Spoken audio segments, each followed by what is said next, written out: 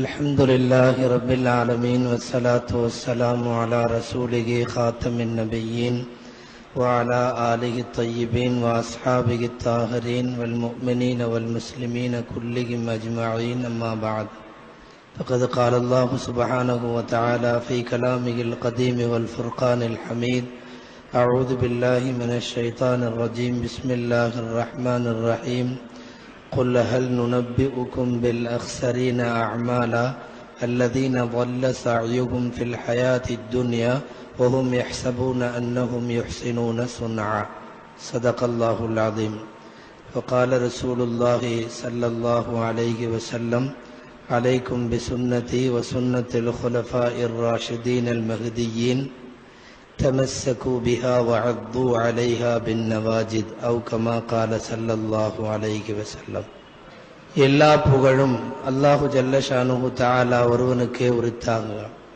அருமை நாயகம் முஹம்மதுர் ரசூலுல்லாஹ் ஸல்லல்லாஹு அலைஹி வஸல்லம் அவர்கள் மீதும் அவர்களின் சத்திய நெறியை பின்பற்றி வாழ்ந்த சஹாபாக்கள், தாபீன்கள், தபா தாபீன்கள், அக்தாபுகள், அவுலியாக்கள், சுகதாக்கள், சாலிகின்கள், பெரியோர்கள், நல்லோர்கள் நம் அனைவர் மீதும் அல்லாஹுவின் அன்பும் அருளும் என்றென்றும் நிறைவாக உண்டாவதாக. ஆமீன். கண்ணியத்திற்கும் மரியாதைக்கும் உரிய இந்த நிகழ்ச்சியினுடைய தலைவர் சங்கைக்குரிய ஆஜியார் அவர்களே, புதிதாக இந்த மாவட்டத்தினுடைய காஜியாக பொறுப்பேற்றிருக்கிற சங்கைக்குரிய அபுல் கலாம் ஹஜரத் அவர்களே, சமூகம் தந்திருக்கிற சங்கைக்குரிய உலமா பெருமக்களே, பெரியோர்களே, இந்த நிகழ்ச்சியை அழகாக நடத்தி கொண்டிருக்கக்கூடிய சேலம் மாநகர ஜமாத்துல் உலமா சபையினுடைய மரியாதைக்குரிய உலமா பெருமக்களே, முன்னிலை வகித்து கொண்டிருக்கக்கூடிய சமுதாய பெருமுகர்களே, அனைவருக்கும் என் ஆரம்பமான அஸ்ஸலாமு அலைக்கும் வரஹ்மத்துல்லாஹி வபரகாத்து. அல்லாஹுவின் பேரருளால் ஒரு சில விஷயங்களை உங்களுக்கு தெரிவிக்க வேண்டும் என்பதற்காக வேண்டி சில தலைப்புகளோடு மாலை தொடங்கிய இந்த நிகழ்ச்சி இன்னும் சிறிது நேரத்தில் நிறைவுக்கு வரப்போகிறது. அநேகமாய் ஒரு 1 அல்லது 2 ஆண்டுகளுக்கு முன்னால் இதே மண்டபத்தில் இதே போல ஒரு கடைசியாக பேசுவதற்கு நின்ற போது இருந்த ஏராளமான கூட்டம் இப்போது காணப்படவில்லை என்பதற்கு அல்லாஹுவே காரணத்தை அறிவான். இருந்தாலும் சபையிலே அமர்ந்திருப்பது 10 பேராக இருந்தாலும் ஏதேனும் ஒரு செய்தியை சொல்லி இந்த நிகழ்ச்சி நிறைவு பெற வேண்டும் என்பது இங்கு உள்ளவர்களின் ஏற்பாடு. இஸ்லாம் வெறுக்கும் அனாச்சாரங்கள் என்று எனக்கு தலைப்பு தந்திருக்கிறார்கள். உலமாக்களை தவிர இங்க இருக்கிற கூட்டத்தை பார்க்கிற போது நான் சேலத்தில் பேசுகிறேனா அல்லது பல்லவட்டியில் பேசுகிறேனா என்று தெரியாத ஒரு சூழ்நிலை இங்கே நிலவுகிறது. இஸ்லாம் வெறுக்கும் அனாச்சாரங்கள். அல்லாஹ் ரசூல் எந்த விஷயத்தை முடிவு செய்து கொடுத்து விட்டார்களோ அதற்கு பின்னால் புதிய விஷயங்களை, மூட நம்பிக்கைகளை, அனாச்சாரங்களை உருவாக்குவது அல்லது உருவாக்குபவர்கள் ஏதோ பல தவறுகளில் ஒரு தவறை செய்கிறார்கள் என்று பொத்தாம் பொதுவாக சொல்லிவிட முடியாது. இந்த மூடப்பழக்கம், அனாச்சாரம் என்பது தவறுகளில் கொஞ்சம் வலுவானது. ஏனென்றால் அவன் ஒரு புதிய தீனையை உற்பத்தி செய்கிறான் என்று அர்த்தம். அனாச்சாரத்தை, மூட நம்பிக்கையை உருவாக்குகிறவர்கள் ஒரு புதிய தீனை உற்பத்தி செய்கிறார்கள். அல்லாஹ் ரசூல் சொல்லாதவைகளை செய்வது என்பதற்கு என்ன அர்த்தம் தெரியுமா? அல்லாஹ் ரசூல் சொன்னதோடு தீன் முடியவில்லை, அதற்கு மேலும் நான் சிலதை சொல்கிறேன், அதுவும் தீன் என்று மார்க்கத்தில் இல்லாததை இருப்பதாக வாதிடுகிற ஒரு அபாயகரமான சமூக பிணிதான் மூட நம்பிக்கைகள் என்பதும் அனாச்சாரங்கள் என்பதும். இதுல எல்லா அனாச்சாரங்களிலும் ஒரு பொதுவான செய்தி உண்டு. என்ன செய்தி? கடைசி வரை அவர்கள் அதை அனாச்சாரமாக கருதாமல் நன்மையான செயலாகவே கருதுகிறார்கள். ரொம்ப ஆபத்தான குற்றம் இது. ஒருவன் தவறை தவறு என்று தெரிந்து செய்து கொண்டிருப்பவன் திருந்துவதற்கான வாய்ப்பு உண்டு. ஆனால் தவறையும் கூட சரிதான் என்று நினைத்து செய்பவனுக்கு அவன் திருந்தவும் மீளவும் வழியில்லாத துர்பாக்கிய நிலை ஏற்படும். அல்லாஹ் சொல்லுவான் அல்லவா, அப்பவன் சுய்யின லஹு சூஉ அமலிஹி ஃபரஆஹு ஹஸனா, ஒரு தீய செயல் அவனுக்கு அலங்காரமாக காட்டப்பட்டு அதையே அவன் நல்லது என்று கருதி விடுவான். திருக்குர்ஆனில நாம் அறிந்திருக்கிற பிரபலமான கஹ்ஃபுடைய சூராவின் கடைசியில் வருகிற வாக்கியம் உங்களுக்கு நினைவிருக்கும்.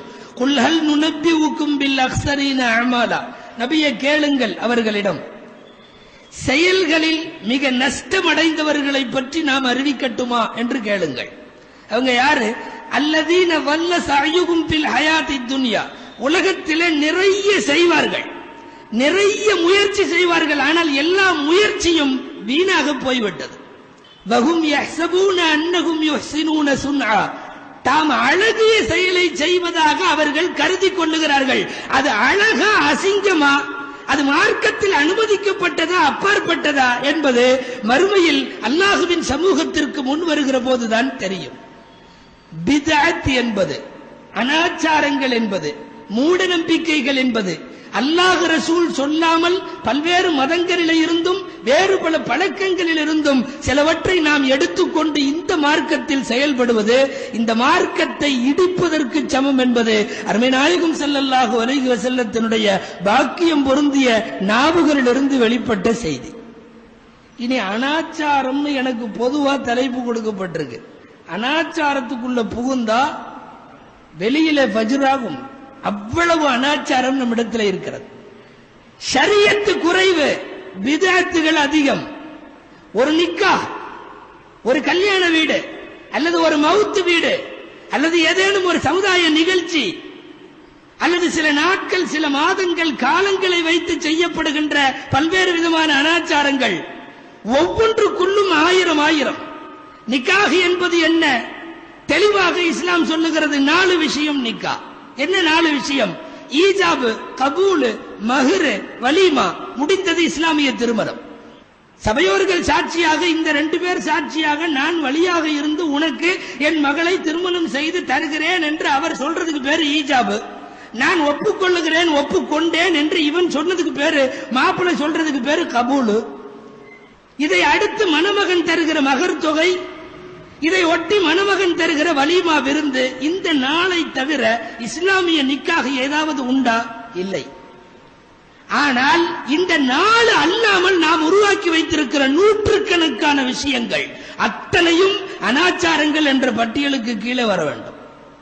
பந்தல் போடுறதுல இருந்து, பத்திரிக்கை அடிக்கிறதுல இருந்து, அந்த வாழை இது தென்னங்கோலை அப்படியே வரிசையா கொண்டு போயிட்டே இருக்கலாம். எல்லாமே தொடக்கமே அனாச்சாரமாக, அது எங்கிருந்தோ வரக்கூடிய அனாச்சாரங்கள். முதல்ல கல்யாண பேச்சு முடிஞ்ச உடனே வீட்டுல உட்காந்து திடீர்னு இந்த எல்லாம் சுகர் பேஷண்ட்டுக்கெல்லாம் சாக்லேட் சாப்பிடுதுங்க. என்ன எல்லாம் சாக்லேட் சாப்பிடுறீங்க? இல்ல, முதல்ல கல்யாண வேலையை ஆரம்பிக்கிறப்ப வாயில இனிப்பு சாப்பிட்டு அதை துப்பிட்டு வெத்தலை பாக்கு போட்டுட்டு உப்பு மாவும் முதல்ல பிணையணும். அங்க தொடங்குது நம்ம அனாச்சாரத்தினுடைய படலம். அந்த உப்பு மாவும் பிணையறப்போ இனிப்பு திண்டு வெத்தலை வாக்கு போட்டு அங்கிருந்து தொடங்கி பேரு காலம் எல்லாம் முடிஞ்சு பேரு வைக்கிற வரையும் நீளுகிறது ஒரு திருமணத்தை ஒட்டிய அனாச்சாரம். மகர் கொடுப்பதில்லை, வரதட்சணைக்கு இங்கே பஞ்சம் இல்லை. விசித்திரம். அரபி டிக்ஷனரி எடுத்து நீங்கள் ஆரம்பத்திலிருந்து கடைசி வரையும் அரபி அகராதியை புரட்டுங்கள். வரதட்சணைங்கிற தமிழ் வார்த்தைக்கு அரபி வார்த்தை இல்லை. உண்மைதான் இல்ல, அங்க மகர்னு மட்டும்தான் இருக்கு. ஏன்னா ஆண் பெண்ணிடம் இருந்து வாங்குவதுன்னு ஒண்ணு இருந்தா தானே அதுக்கு வார்த்தை இருக்கும். அரபியில வார்த்தை இல்லை. வேணா சுத்தி வளைச்சு சொல்லலாம், ஒரு பெண்ணுக்கு கணவனாக இருப்பவன் தருவானே அந்த தொகை அப்படின்னு காதை சுத்தி தொடறது. நேரடியாக சீர் என்பதற்கு வார்த்தை இருக்கிறது. நிக்காஹ் என்கிறோமே, மகர் என்கிறோமே, வலீமா என்கிறோமே, அதுபோல வரதட்சணை வார்த்தை அரபியில இல்லை. ஏன்னா அது இங்கே உருவாக்கப்படுகிறது, எங்கிருந்தோ காப்பி அடிக்கப்படுகிறது. இஸ்லாத்திலே இருக்கிற அறிவார்ந்த விஷயங்களை எல்லாம் அடுத்த சமுதாயத்தவர்கள் எடுத்துக்கொண்டு இன்றைக்கு செயலாற்றுகிறார்கள். ஒரு கத்னா பண்ணுவதோ அல்லது ரமலானுடைய காலத்தில் நோன்பு நோட்பதோ இஸ்லாம் அல்லாதவர்கள் இங்கிருந்து எடுத்துக்கொண்டிருக்கிற போது நாம அங்கிருந்து அவர்களே எப்ப எப்போது ஒழியும் என்று நினைக்கிற சாக்கடை விஷயங்களை இங்க கொண்டு வந்து விட்டிருக்கிறோம். அந்த அடிப்படையில் வந்ததுதான் திருமணமும் திருமணத்தை ஒட்டிய வலிமாக்களும். ஏது இங்க வரதட்சணைக்கு வேலை? மகர் தொகையை தவிர அந்த மகரை கொடுக்கறது இல்ல. மகரே கொடுக்காம மனைவி கண்ணனை மௌத்தா போயிடுவான். அந்த புள்ள அழுதுட்டு உட்கார்ந்து இருக்கும். அதை அங்க கூட்டிட்டு வருவாங்க. கூட்டிட்டு வந்து முன்னாடி மௌத்துக்கு முன்னாடி நிக்க வச்சு அதுவே புருஷன் போன சோகத்துல அழுதுட்டு இருக்கும். மகரை மன்னிச்சுட்டேன்னு சொல்லு சொல்லு அப்படிம்பாங்க. அது அழுகை கிடையாது. புருஷனே போயாச்சு, மகர் எங்க? நான் மகரை மன்னிச்சுட்டேன். யார்கிட்ட? செத்த பணத்திரத்துல மகரை மன்னிச்சுட்டேன். அவர் மன்னிப்போட போயிருவாரு. அல்லாஹ் மறுமையில விட்டு விடுவானா? இது இதை விட கொடுமையா இருக்கும். பொண்டாட்டி முன்னாடியே மௌத்தா போயிட்டா, இவர் மகர் அதுவரையும் கொடுத்திருக்க மாட்டார். மனைவி படுத்திருக்கிறப்போ எல்லாம் கேட்பாங்க, உன் மனைவியே போயிருச்சு, இன்னும் நீ மகர் கொடுக்கலன்னு. இவன் நேர அப்ப ஜோப்புல இருந்து எடுத்துட்டு போய் மாமியாட்ட கொடுப்பான். உங்க புள்ளைக்கு நான் மகர் கொடுக்கல. அது பார்க்கும், என் புருஷன் கூட எனக்கு கொடுக்காத மகர என் மருமகன் நீ தர்றைய. இது என்ன அன்பளிப்பா? இது சமுதாயத்தினுடைய நிலை. இது எதையெல்லாம் செய்ய வேண்டுமோ மகர் போன்ற வலிமா போன்ற அவைகள் ஓரங்கட்டப்பட்டு எவைகளெல்லாம் செய்யக்கூடாதோ அவைகள் பிரதானப்படுத்தப்பட்டு விட்டது. அந்த அடிப்படையில் மகர் எல்லாம் ஓஞ்சிருச்சு. திருமண சபை ஒண்ணு கலாட்டா, இவ்வளோ எழுதுங்க மகர், அவ்வளோ எழுதுங்க மகர், அப்படி இப்படின்னு சொல்லி அவரு 501லயே நிக்கிறார். இந்த மாப்பிள்ளையோட தகப்பனார் எல்லாம் இல்ல, இந்த ஊர் வழக்கத்துல அதெல்லாம் இல்ல, 5000 ரூபாய் வச்சாகணும் அப்படின்னு என்னென்னமோ சொல்றாங்க. திடீர்னு மாப்பிள்ளை வீட்டுல இருந்து ஒரு ஆள் எழுந்திருச்சார். 5001 எழுதுங்க அப்படின்னாரு. மகர தொகை எழுத சொல்றாங்க, நீ பாட்டுல 5001 என்ன நினைச்சுக்கிட்ட? அட எழுதுற கைய கேட்கிறாங்க, கொடுக்கறதுக்கு அல்ல. மகர் என்பது நிறைய ஏடுகளில் எழுதப்படுவதற்குத்தானே ஒழிய அது தரப்படுவதற்கு அல்ல என்கிற சூழ்நிலை. தவணை மகர் என்று வெட்கத்தோடு எழுதுகிற சூழ்நிலை. பந்தல்காரனுக்கு ரொக்கம், மாலை வச்சிரு அவனுக்கு ரொக்கம், சமையல்காரனுக்கு ரொக்கம், மண்டபத்துக்காரனுக்கு ரொக்கம், எல்லாத்துக்கும் ரொக்கம். இழிச்சவாயே அல்லாஹ் அவன் சொன்னது இதுதான், மகர் கொடுங்க, தவணை எழுதிவிடு, அப்புறம் பார்த்துக்கலாம் மௌத்துக்கு பிறகு. அப்ப சமூகத்தில் இன்றைக்கு சொல்லப்பட்ட வலியுறுத்தப்பட்ட விஷயங்கள் ஓரங்கட்டப்பட்டு எதுவெல்லாம் சொல்லப்படவில்லையோ அந்த செய்திகள் முக்கியத்துவம் தரப்படுகிறது. இன்னைக்கும் அதே அந்த பழைய ஸ்டைல்ல சீர் கேட்பவர்கள் சில ஊர்களில் எல்லாம் உள்ளே புகுந்து பார்த்தால் எத்தனை, ஒவ்வொன்றுக்கும் ஒரு பெரிய பட்டியல் இருக்கும். அதுபடிதான் கொடுக்க வேண்டும், அதுபடிதான் செய்ய வேண்டும். 41 குடத்துல பணியாரம் அனுப்பிச்சிருங்க. 41 குடம் பணியாரம், அதுல கணக்கு இருக்கும். இந்த பண்டிகைக்கு 3 குடத்துக்கு பணியாரம். அந்த காலத்துல செஞ்சாங்க. அன்னைக்கு அது ஃபேமஸான ஸ்வீட்டா இருந்திருக்க மாட்டிருக்கு அந்த பணியாரம் பூரியா. இன்னைக்கும் அதேதான். இந்த அனாச்சார விஷயத்துல மட்டும் அன்னைக்கு என்னவோ அதேதான் இன்னைக்கு வரைக்கும். காலத்துக்கு தோதுவா அது கூட மாற மாட்டேது. கேட்கலாமல்ல, ஒரு குடம் அடையாறு ஆனந்த பவன் ஸ்வீட்டு கூடன்னு, அது இன்னைக்கும் பணியாரமாக பூரியானாக. ஒரு திருமணம் என்று உள்ளுக்குள்ளே நுழைந்து அனாச்சாரங்களை பேச ஆரம்பித்தால் ஆயிரக்கணக்கான அனாச்சாரங்கள் திருமணத்தை ஒட்டி நடக்கிறது. மவுத்து வீடு மார்க்கத்தை பொறுத்தவரை இஸ்லாமிய ஷரியத்தின் மிக பெருமைக்குரிய ஒரு செய்தி என்ன தெரியுமா? இறந்த வீட்டிலும் செலவு கிடையாது, கல்யாண வீட்டிலும் செலவு கிடையாது. ஆனா இந்த ரெண்டையும் நாம் உருவாக்கி வைத்திருக்கிறது எவ்வளவு செலவு தெரியுமா? இந்த ரெண்டு மட்டும்தான். கல்யாணம் கட்டிப்பார் அப்படின்னு சொல்லுவான், அந்த அளவுக்கு செலவாக உருவாக்கி விட்டோம். ஒரு மவுத்துடைய வீட்டில கஃன் தஃபன் செய்து கொண்டு போய் அடக்கி விட வேண்டிய அந்த பணிக்கு எவ்வளவோ வேலைகள், எத்தனையோ அனாச்சாரங்கள். மையத்து வீட்டுல மையத்து இருக்கிறப்பவே சோறு அங்க ஆயிட்டு இருக்கு. அந்த வீட்டுல சாப்பாடு நடக்குது, அது மையத்து சாப்பாடு, மத்திய உணவு. எந்த அடிப்படையில் அவர்களுக்கு அந்த மையத்து வீட்டில சாப்பாடு கேட்பதற்கு மனம் வருகிறது? ஹதீஸ்ல பார்க்கிறோம், யாராவது ஒரு சஹாபியின் வீட்டில் மரணம் ஏற்பட்டால் நபி ஸல்லல்லாஹு அலைஹி வஸல்லம் சொல்வார்கள், அந்த வீட்டில் அவர்களுடைய செலவெல்லாம் கிடையாது, யாராவது கூப்பிட்டு நீங்கள் எல்லாம் செய்யுங்கள் என்பார்கள். யாரோ சமைத்து அவர்கள் சார்பாக யாரோ. இங்க மையத்து வீட்டினுடைய செலவாகவே நிறைய நடக்கும், வரிசையாக சாப்பாடுகள். இஸ்னஉ லிஆலி அபி ஜஅஃபர் தஆமன் ஃபஇன்னஹு கத் அதாஹும் மா ஷகலஹும். அபூதாவுதுல ஹதீஸ்ல வருகிறது, ஜாஃபர் ரலியல்லாஹு அன்ஹு குடும்பத்தில் ஒரு மவுத் நடந்துருச்சு. அந்த குடும்பத்தினர்கள் அழுது கொண்டிருக்கிறார்கள். நபி ஸல்லல்லாஹு அலைஹி வஸல்லம் வந்தார்கள். மற்ற சஹாபாக்களை சில பேர்த்த கூப்பிட்டு, ஜாஃபர் ரலியல்லாஹு அன்ஹுடைய குடும்பத்தாருக்காக வேண்டி நீங்க எல்லாம் சேர்ந்து சாப்பாடு ஆக்கி கொண்டு போய் மௌத்தான வீட்டில் இருக்கிற சாப்பிடாமல் இருக்கிற அந்த குடும்பத்தை சார்ந்தவங்களுக்கு கூட, ஊர் தாவத் அல்ல, வந்திருக்கிறவர்களுக்கு எல்லாம் அல்ல, அவரவர்கள் மையத்து வீட்டிற்கு வருகிற போது தானாக பார்த்துக் கொள்ள வேண்டுமே தவிர அங்கே எப்பொழுது பந்து வைப்பார்கள் என்று பார்க்க கூடாது. அபூதாவுது சஹீஹான ஹதீஸிலே அவர்கள், இமாம் அபூதாவுது ரஹ்மத்துல்லாஹி அலைஹி அவர்கள் தலைப்பே போடுகிறார்கள். எப்படி? பாபு சுன்னத்தி தஆமில் அஹ்லில் மையித்தி, மவுத்து வீட்டுக்காரர்களுக்கு சாப்பாடு சமைத்து தருவதை பற்றிய பாடம் அப்படின்னு அந்த ஹதீஸுக்கு, அந்த பாடத்திற்கு தலைப்பு வைத்து இந்த ஹதீஸை பதிவு செய்கிறார்கள். இப்ப அங்க போய் ஆளுக்கால இதுல இருக்கிறப்போ இங்க சாப்பாட்டினுடைய ஃபிக்ர்ல அந்த மையத்து வீட்டுல பல பேர் குளிக்கு சொல்லியாச்சா, குளிப்பாட்டுறவருக்கு சொல்லியாச்சா நாங்க கத்திட்டு இருப்பாங்க. இவன் பக்கத்துல போய் தேக்ஸாவுக்கு சொல்லியாச்சா, குளிப்பாட்டுபவனுக்கும் குழி தோண்டுபவனுக்கும் சொல்லி அனுப்பிச்சான்னா தேக்ஸா எங்க?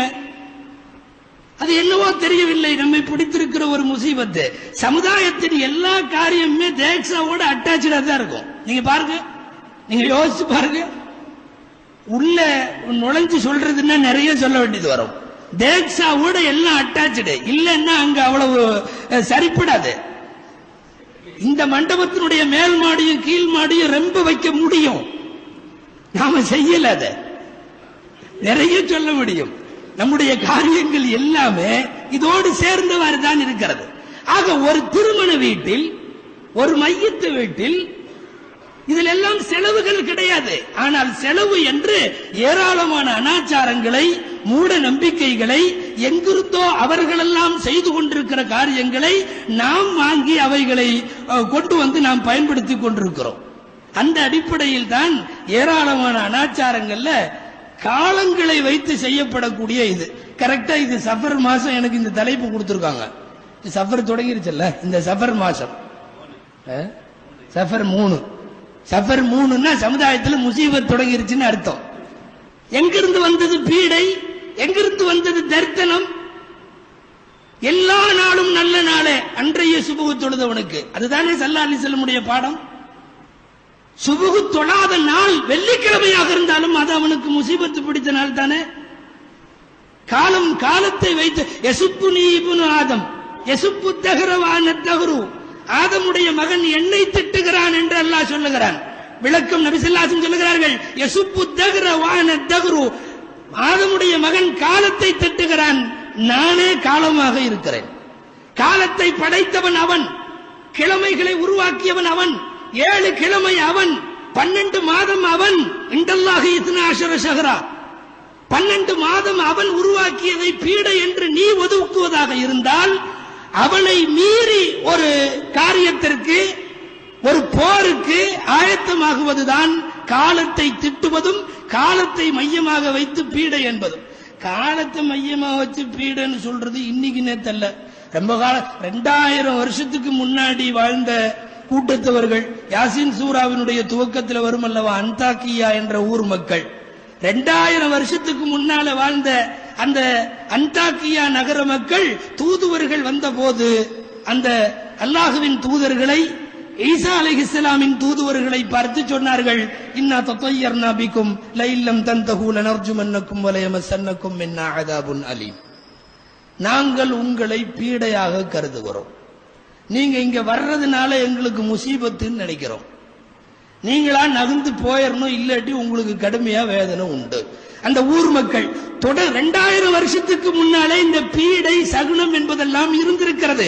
ஆனால் நீண்ட நெடிய காலமாக இருந்து வந்த பீடையை, முசீபத்தை, தரித்தனத்தை நபி ஸல்லல்லாஹு அலைஹி வஸல்லம் அவர்கள் அன்று அவர்களுடைய ஹஜ்ஜின் போது ஸல்லல்லாஹு அலைஹி வஸல்லம் வஃபாத்தாகுவதற்கு சில நாட்களுக்கு முன்னால் அறியாமை காலத்திலே இருந்த அனைத்து பழக்க வழக்கங்களும் என்னுடைய காலுக்கு கீழே புதைக்கப்படுகிறது என்று சொன்னார்கள் ஸல்லல்லாஹு அலைஹி வஸல்லம். நபிகள் நாயகம் ஸல்லல்லாஹு அலைஹி வஸல்லம் புதைத்ததை திரும்ப எதற்கு உயிர் கொடுக்க வேண்டும்? அந்த அடிப்படையில் தான் ஒரு மாதத்தை பீடை மாதமாக கருதி இந்த மாசத்துல குடி போறதில்ல, கல்யாணம் பண்றதில்ல, நல்ல காரியம் பண்றதில்ல, தூரமா சஃபர் செய்யறதில்ல, நகை நட்டு வாங்குறதில்ல, வீடு குடி போறதில்ல, இப்படி நிறைய சொல்லலாம். எல்லாம் ஒதுக்கி இதுல வேற பெருமையா என்னமோ இவங்க அத்தா வீட்டு சரியத்து மாதிரி நாங்க இந்த மாசம் ஒன்னும் பண்ண மாட்டோம். நீ பண்ண மாட்டேன்னு சொல்றதுக்கு ஓன் சரியத்தா, நீ உருவாக்கிய கிதாபா ஹதீதா, நாங்க இந்த மாசத்துல எதுவும் பண்றதில்ல, அப்புறம் இந்த மாசம் முடிஞ்சதுக்கு அப்புறம் பாத்துக்கலாம். அவ செய்வதும் செய்யாததும் பீடை என்பதும் தரித்திரம் என்பதும் ஷரியத் இவர்களுடைய கைக்கு என்ன குத்தகையாக தரப்பட்டிருக்கிறது? நாம் யோசிக்க வேண்டும். இந்த மாதம் பீடை என்பதற்கு குர்ஆன் ஹதீஸ்ல ஆதாரம் இல்ல. சொல்ல போனா ரொம்ப பரக்கத்தான மாதம்ங்கிறதுக்கு ஆதாரம் இருக்கு. ஸைதுன்னு ஒரு சஹாபி இருந்தார் ரலியல்லாஹு அன்ஹு. அவரு திருக்குர்ஆனில பெயர் வந்திருக்கிற ஒரே சஹாபி இவர் மட்டும்தான். ஸல்லல்லாஹு அலைஹி வஸல்லம் பேர் வந்திருக்கு, நபிமார்கள் பேர் வந்திருக்கு, சஹாபாக்கள்ல இவர் ஒருத்தர் பேர் தான் வந்திருக்கு. அந்த ஸைத் ரலியல்லாஹு அன்ஹு அவங்க மனைவியை தலாக் விட்டுட்டாங்க. அப்போ அந்த அம்மா ஜைனப், நபி ஸல்லல்லாஹு அலைஹி வஸல்லம் தலாக் விடப்பட்டு தனியாக ஆதரவின்றி இருந்த அந்த பெண்ணை ஸல்லல்லாஹு அலைஹி வஸல்லம் திருமணம் செய்தார்கள். நாயகமாக செய்யவில்லை, அல்லாஹ் திருமணம் செய்ய சொன்னான். இந்த திருமணத்தை குறித்த நிகழ்ச்சி திருக்குர்ஆனுடைய 22வது ஜுசுவில் அல்லாஹ் இந்த வார்த்தைகளில் பதிவு செய்திருக்கிறார். ஃபலம்மா கலா ஸைதும் மின்ஹா வதரன் ஸவ்வஜ்னாகஹா. ஸைத் அந்த பெண்ணிடமிருந்து தன் தேவையை முடித்துக் கொண்டு அவர் தனியாகிவிட்ட போது ஸவ்வஜ்னாகஹா, நாம் அந்த பெண்ணை மணமுடித்து வைத்தோம். யாரு? நம்முடைய பிள்ளைகளுக்கு நானும் நீங்களும் வழிகாரராக இருந்து வக்கீலாக இருந்து நாம சாட்சியா இருந்து நடத்துவோம். இந்த திருமணத்தை தலாக் விடப்பட்ட அந்த பெண்ணிற்கும் நபிகள் நாயகம் ஸல்லல்லாஹு அலைஹி வஸல்லம் இடையே உள்ள திருமணத்தை நடத்தி வைப்பதாக அல்லாஹ் சொல்லுகிறான். ஸவ்வஜ்னாகஹா, நாம் உமக்கு நபி அந்த பெண்ணை திருமணம் முடித்து வைக்கிறோம். இந்த கல்யாணம் சஃபர் மாதம் நடந்தது. சஃபர் மாதத்தில் திருமணம் என்பது நபி ஸல்லல்லாஹு அலைஹி வஸல்லம் செஞ்சிருக்கிறாங்க. ரசூல் மட்டுமல்ல, அல்லாஹ் செய்து வைத்த திருமணம். இவ்வளவுக்கும் ஏன் அகில உலகத்தில் பெண்களின் முன்னோடி என்று தலைவி என்று அவ்வப்போது நாம் பேசிக் கொள்ளுகிற பாத்திமா ரலியல்லாஹு அன்ஹாவுடைய திருமணம் ஒரு அறிவிப்பின்படி அலிக்கும் பாத்திமாவுக்கும் சஃபர் மாசத்துல தான் கல்யாணம் நடந்துச்சு. இனி வேற எந்த திருமணம் நமக்கு வேணும்? சஃபர் மாசத்துல நல்ல காரியம் பண்ண வேண்டாம் அப்படிங்கிறதுக்கு வேற என்ன ஆதாரம்? ஒன்றுமில்லை. காலங்காலமாக செவிவழி செய்தியாக அப்படியே ஒட்ட வைக்கப்பட்டிருக்கிற மூட நம்பிக்கை. வைதா கீல லஹும் முத்தபிஉ மா அன்ஸலல்லாஹ் காலு ஹஸ்புனா மா வஜத்னா அலைஹி ஆபானா. அல்லாஹ் சொன்னதை கேளுங்கன்னு சொல்லப்பட்டா எங்க மூதாதையர்கள் என்ன சொன்னாங்களோ அதுவே போதும்னு சொல்லிடுவாங்களாம். திருக்குர்ஆன்ல நிறைய காபிர்களை பற்றி அல்லாஹ் சொல்லுகிற செய்தி அது என்ன? எப்ப அல்லாஹ் சொன்னதை கேளுங்கன்னு சொன்னா அந்த கூட்டத்தவர்கள் எல்லாம் என்ன பதில் சொன்னார்கள்னா, ஹஸ்புனா மா வஜத்னா அலைஹி ஆபானா, எங்களுடைய மூதாதையர்கள் எங்களுக்கு அவர்கள் காட்டி கொடுத்த நெறிமுறையே போதும், அல்லாஹ் ரசூலுடைய இது தேவையில்லைன்ட்டாங்க. இன்றைக்கு அதே போலத்தான் ஆயிரம் ஆதாரம் சொன்னாலும் சஃபர் மாதத்தில் அப்படி எல்லாம் இல்லை என்று சொன்னாலும் திரும்ப திரும்ப முசீபத்தை பிடிக்கிறோம் என்று சொன்னால் மூதாதையர்கள் சொல்றதுக்கு அடுத்ததுதான் அல்லாஹ் ரசூல் சொல்லுவது அல்லாஹ் காப்பாற்ற வேண்டும். அப்படி ஒரு முடிவு நம் கருத்துகளிலே தொனிக்கிறது. மாதம் பீடை அல்ல, ரொம்ப பரக்கத்தான மாசம். யாராவது ஸல்லல்லாஹு அலைஹி வஸல்லத்தினுடைய சுன்னத்து பிரகாரம் இந்த காலத்துல செயல்படணும்னு நினைச்சீங்கன்னா அவங்க சஃபர்ல கல்யாணம் பண்ணணும், சஃபர்ல கடை ஓபன் பண்ணணும். அதுதான் சுன்னத்து. அந்த காலத்துல நபி ஸல்லல்லாஹு அலைஹி வஸல்லமுடைய காலத்துல ரமலானை ஒட்டிய ஷவ்வால் அது பீடையா இருந்துச்சு. இன்னைக்கு நம்ம சஃபர் மாதிரி, அன்னைக்கு அங்க ஷவ்வால் பீடை. ஷவ்வால்ல குடி போக மாட்டாங்க, ரம்ஜானை ஒட்டிய மாதம். ஷவ்வால்ல நல்ல காரியம் பண்ண மாட்டாங்க, எதுவும் பண்ண மாட்டாங்க.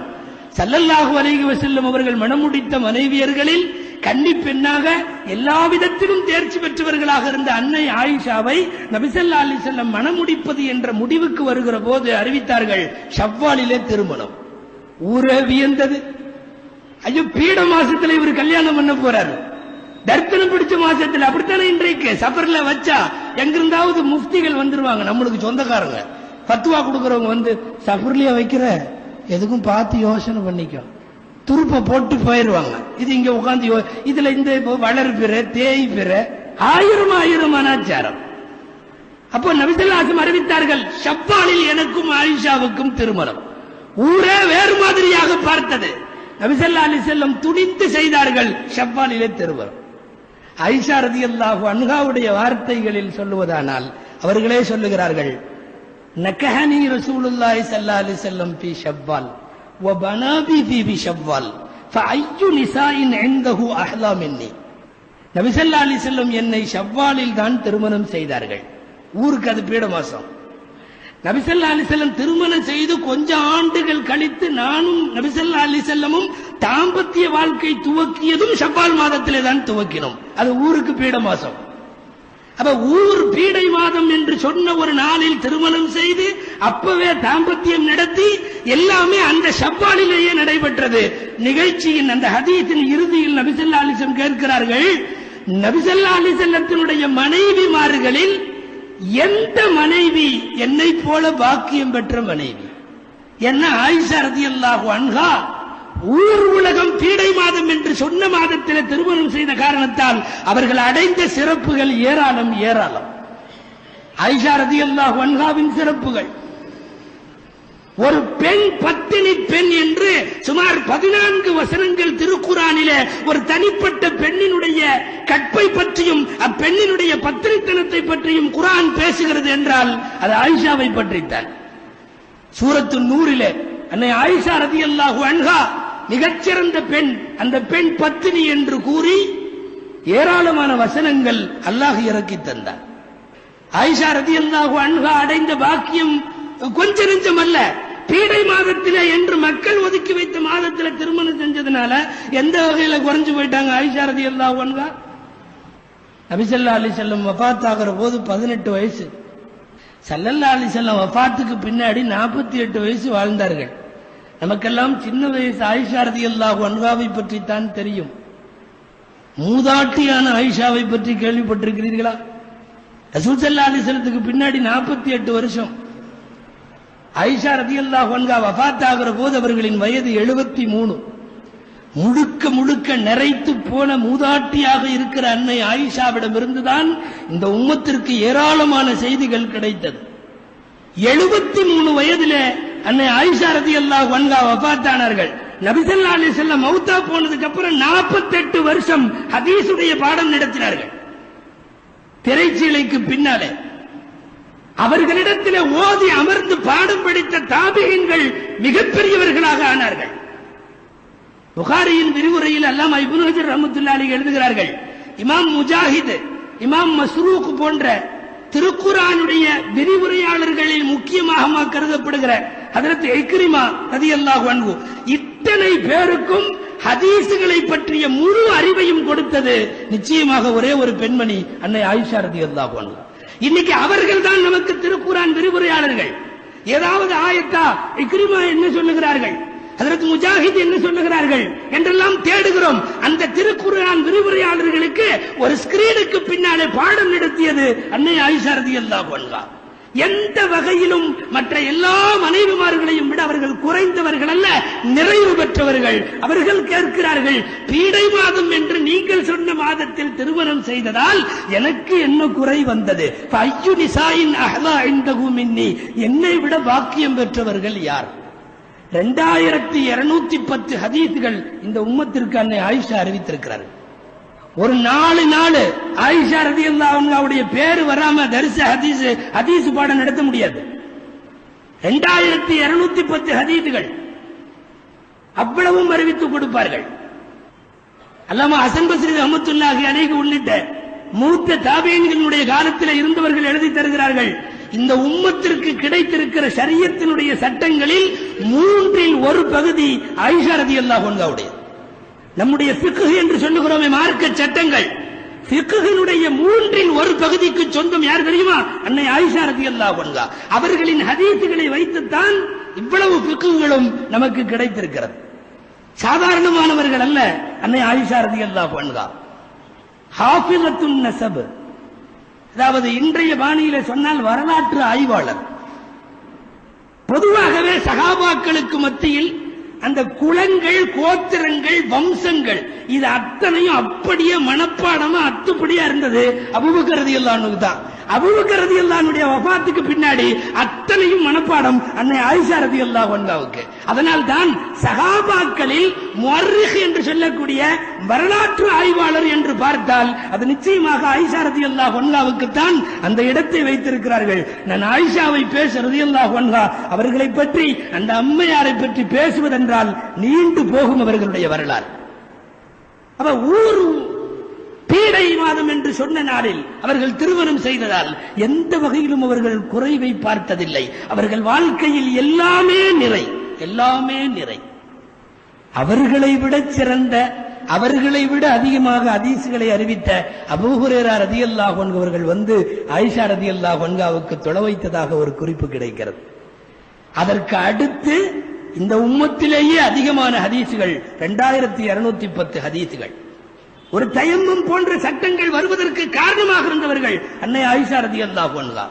எல்லா உணவுகளையும் விட திக்கிடின்னு சொல்றோமே, திக்கிடி சில ஊர்ல தக்கிடி, நபி ஸல்லல்லாஹு அலைஹி வஸல்லம் சொன்னார்கள் அந்த உணவுக்கு எல்லா உணவை விட என்ன மேன்மையோ அதுபோல அனைத்து பெண்களை விட ஆயிஷா ரலியல்லாஹு அன்ஹா மேலானவர்கள் என்று சொன்னார்கள் நபி ஸல்லல்லாஹு அலைஹி வஸல்லம். ஃபதுலு ஆயிஷா அலா சாயிரின் நிசாஇ கஃபதுலி தரீதி அலா சாயிரி தஆமி. நபி ஸல்லல்லாஹு அலைஹி வஸல்லமுடைய அந்த சத்திய நாவுகளிலிருந்து இந்த பெண்மணிக்கு வந்த வாழ்த்து செய்திகள் ஆயிரம் ஆயிரம். அவ்வளவு பெரிய ஆற்றல் மிக்கவர்கள் ஆயிஷா ரலியல்லாஹு அன்ஹா அவர்கள். தபகாத்திலே அல்லாமா இப்னு சஅத் ரலியல்லாஹு அன்ஹு ரஹ்மத்துல்லாஹி அலைஹி அவர்கள் எழுதி தருகிறார்கள், அல்லாஹ் சலாம் சொல்லி அனுப்பிய பாக்கியம் சில பெண்களுக்கு கிடைத்தது. அதில் தனியிடம் ஆயிஷாவிற்கு உண்டு. ஒன்றுக்கும் மேற்பட்ட முறைகள் அல்லாஹ்விடமிருந்து சலாமை வாங்கினார்கள். இதே சலாம் ஹதீஜா ரலியல்லாஹு அன்ஹா போன்ற பெண்களுக்கும் கிடைத்திருக்கிறது. இப்னு சஅத் சொல்லுகிறார்கள், சலாமில் வேண்டுமானால் ஆயிஷாவோடு வேறு பெண்கள் கூட்டாகலாம், ஆனால் மடியில் படுத்திருக்கிற போது ஸல்லல்லாஹு அலைஹி வஸல்லத்துக்கு வஹி இறங்கியது என்பது ஆயிஷாவுக்கு மட்டும்தான் சொந்தம். இந்த உம்மத்தில் வேற எந்த பெண்ணிற்கும் நபி ஸல்லல்லாஹு அலைஹி வஸல்லம் மடியிலே படுத்திருக்கிற போது வஹி வந்தது என்பது ஆயிஷா ரலியல்லாஹு அன்ஹா அவர்களுக்கு மாத்திரமே சொந்தம். இப்படி வழி நெடுக்க வரலாறு முழுக்க ஏராளமான செய்திகளுக்கு, சிறப்புகளுக்கு சொந்தக்கார அன்னை ஆயிஷா ரலியல்லாஹு அன்ஹா ஸல்லல்லாஹு அலைஹி வஸல்லம் உடைய ஒரே கன்னி பெண்ணான மனைவி. அவர்கள் வஃபாத்தாகுவதற்கு சில நாட்களுக்கு முன்னாலே எல்லா மனைவியர்களையும் கூப்பிட்டு, நான் ஆயிஷாவின் வீட்டிலே தங்கிக் கொள்ள உங்களிடத்தில் அனுமதி கோருகிறேன் என்று கேட்டு நபி ஸல்லல்லாஹு அலைஹி வஸல்லம் ஆயிஷா ரலியல்லாஹு அன்ஹா வீட்டிலே போய்தான் கடைசி நாட்களிலே தங்கி இருந்து அவர்களுடைய பராமரிப்பிலேயே இருந்து அவர்கள் வஃபாத்தாகிற தேதி வருகிற போது எதேச்சையாக ஒரு நாளைக்கு ஒரு மனைவிக்கு ஒரு நாள் என்ற அடிப்படையில் பங்கு பிரிக்கப்பட்ட நாயகம் ஸல்லல்லாஹு அலைஹி வஸல்லத்தினுடைய நாட்குறிப்பேட்டில் வர்ணிக்கிற அன்று ஆயிஷாவின் தினமாக அமையப்பெற்றது. அல்லாஹ்வினுடைய அருளது அந்த தினமாகவே அமையப்பெற்றது. ஆயிஷா ரலியல்லாஹு அன்ஹாவுடைய தினத்தில் அவர்களின் வீட்டில், அவர்களின் மடியில், அவர்களின் தினத்தில் வஃபாத்தானது மட்டுமல்ல, அவர்களின் வீட்டிலேயே அடக்கப்பட்டிருக்கிறார்கள். இன்றைக்கும் ஸல்லல்லாஹு அலைஹி வஸல்லம் துயில் கொள்ளுவது அன்னை ஆயிஷாவோடு ஸல்லல்லாஹு அலைஹி வஸல்லம் இல்லறம் நடத்திய அந்த இனிய வீடு. ஆயிஷாவின் வார்த்தைகளை யோசித்து பாருங்கள். ஃபையு நிசாஇன் அஹ்லா இன்தஹு மின்னி. ஷவ்வாலில் திருமணம் முடித்ததால் எனக்கு என்ன பாக்கியம் குறைந்து போய்விட்டது, என்னை விட எந்த பெண்கள் பாக்கியம் பெற்றவர்கள் என்ற ஆயிஷா ரலியல்லாஹு அன்ஹாவுடைய கேள்வியை இன்றைக்கு ஒரு குறிப்பிட்ட மாதத்தை பீடை என்று ஒதுக்கி வைக்கிறார்களே, அவர்கள் எல்லோரும் நினைத்து பார்க்க வேண்டும். ஊர் உலகம் பீடை என்று சொன்ன மாதத்தில் திருமணம் செய்த காரணத்தால் அன்னை ஆயிஷா ரலியல்லாஹு அன்ஹா அவர்கள் மேம்பட்ட வரலாறுகள் இப்படி வழிநெடுக்க உண்டு. ஆயிஷா ரலியல்லாஹு அன்ஹா ஹிஜ்ரி 59 அவர்கள் வஃபாத் ஆகிற ரமலான் பிறை 17, இந்த ரமலான் பிறை 17 அவர்கள் வஃபாத் ஆகிற வரை அவர்கள் செய்த அத்தனையும் சாதனைகள், அத்தனையும் சாதனை. அல்லாமா இப்னு ஹல்கான் ரஹ்மத்துல்லாஹி அலைஹி தங்களின் வஃபியாத்துல் அயான் என்ற நூலிலே குறிப்பிடுகிறார்கள், எந்த ஒரு நபியின் மனைவியும் அந்த நபியின் வஃபாத்துக்கு பின்னால் இந்த அளவுக்கு ஹிதுமத்தில் இறங்கியதில்லை என்கிற இடத்தை ஆயிஷா மட்டும் தான் பூர்த்தி செய்தார்கள். எந்த நபி மௌத்தா போயிட்டு அதுக்கப்புறம் அந்த மனைவிமார்கள் அப்படியே இத்த பின்னால போயிருவாங்க, அப்படி வீட்டுல இருப்பாங்க, உலக தொடர்புகள் இருக்காது, உள்ள இருந்து விடுவார்கள், அவ்வளவுதான்.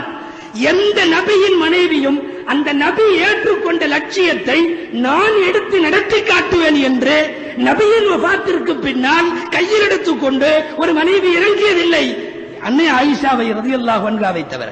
நபி ஸல்லல்லாஹு அலைஹி வஸல்லத்தினுடைய மனைவிமார்களில் மற்றவர்களை எல்லாம் விட அன்னை ஆயிஷா அவர்கள் ஒரு மிஷனரியை, நபி ஸல்லல்லாஹு அலைஹி வஸல்லம் விட்டு போன பணியை எடுத்துக்கொண்டு களத்தில் இறங்கி 48 வருஷம் இனிமேல் இந்த உம்மத்திற்கு ரசூல் ஸல்லல்லாஹு அலைஹி வஸல்லத்தினுடைய குடும்பத்தின் தேவையில்லை என்கிற அளவுக்கு பிரச்சாரத்தை முடுக்கிவிட்டு சாதனைக்கு முற்றுப்புள்ளி வைத்துவிட்டு போனவர்கள் அன்னை ஆயிஷா ரலியல்லாஹு அன்ஹா.